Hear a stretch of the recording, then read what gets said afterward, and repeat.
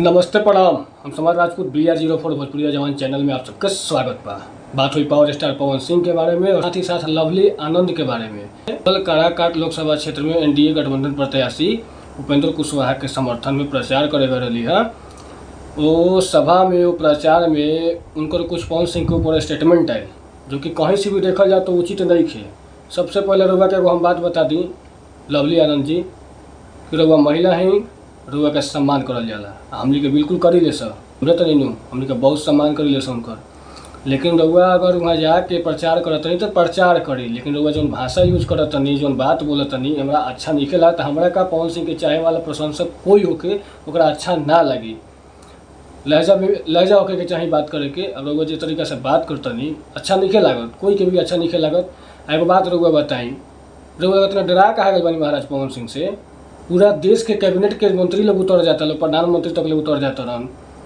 कल के डेट में राजनाथ सिंह आ रहन हाँ, रहुआ जाता नहीं, बिहार से भी बहुत लोग जा रहा है प्रचार करे। मतलब एक अकेला पवन सिंह सब पे भारी पड़ गल बान, ऐसा भारी पड़ल बान कि कोई भी आके कुछ पुटांग बोल के चल देता।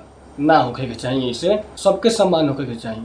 अच्छा, हम दर्शक लोग से पूछे के चाहते नहीं कि दर्शक लोग एगो बात बताओ लो, कहीं भी तारा लोग के कहीं पवन सिंह कोई के ऊपर कटाक्ष करते दिखलन हाँ, कहीं कोई के ऊपर कटाक्ष करते अगर दिखल होकस तो हमरा के बताई लो कि हाँ हिंगा कटाक्ष कोई पे कैलन। वो अपन बात करत रहन, वो अपन मुद्दा रखत रहन, वो अपन प्रचार करत रहन।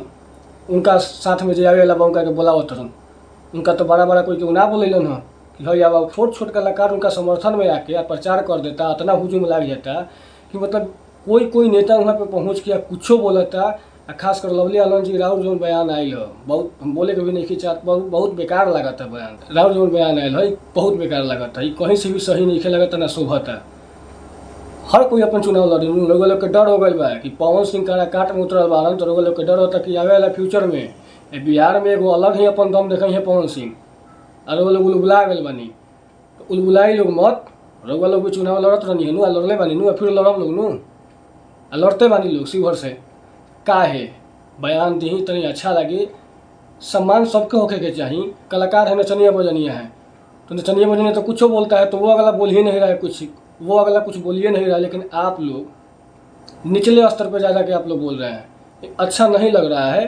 पावर स्टार पवन सिंह अपना चुनाव लड़ रहे हैं, लड़ने दिया जाए। आप लोग डरिए नहीं, आप लोग अपने क्षेत्र में लड़ते रहिए चुनाव, लेकिन पवन सिंह से आप लोग डर के जो बयान दे रहे हैं कहीं से और कतई अच्छा नहीं लग रहा है। बाकी आप महिला इसलिए आपको सम्मान किया जा रहा है और सम्मान बिल्कुल करना हम लोगों का हक है। किसी भी जाति का, किसी भी समुदाय का कोई महिला हो, पहला कर्तव्य हम लोगों का यही बनता है कि सबका सम्मान होना चाहिए और सबसे पहले महिला का सम्मान होना चाहिए। लेकिन इस टाइप का आप बयान दे रही हैं, कहीं से अच्छा नहीं लग रहा है। आप अपना बात रखिए, जाके चुनाव प्रचार करने जा रही हैं, मुद्दा रखिए, बात रखिए। पब्लिक बुर्बक थोड़ी ना है, बेवकूफ़ थोड़ी ना है कि नहीं समझेगी। लेकिन अब पब्लिक को आप जा रहे हैं समझाने की, बोल भी नहीं पा रहे हैं हम, तो ये सब शोभा नहीं दे रहा है, अच्छी बात नहीं है। किसी के प्रति इतना घृणा, पूरा कैबिनेट उतर जा रहा है, आप लोग आ रही हैं और उसके बाद भी पवन सिंह जहाँ बारन वहीं बारन, हिलत नहीं खन। एक के कहल जाला पावर, और पावर कहाँ से शुरू होला? पवन सिंह से ही शुरू होला, पवन सिंह पे ही खत्म होला। दिखा रहा बा कि पूरा कैबिनेट जब काराकाट में उतार दिले बारन, समझ में आ जाए कि चाहिए कि अब पावर कहाँ से शुरू होला और कहाँ खत्म होला। बाकी आप लोगों का क्या राय है? लवली आनंद ने जो पवन सिंह के ऊपर स्टेटमेंट दिया, क्या वो सही है या फिर गलत है? आप लोग कमेंट बॉक्स में आके कमेंट जरूर कीजिएगा।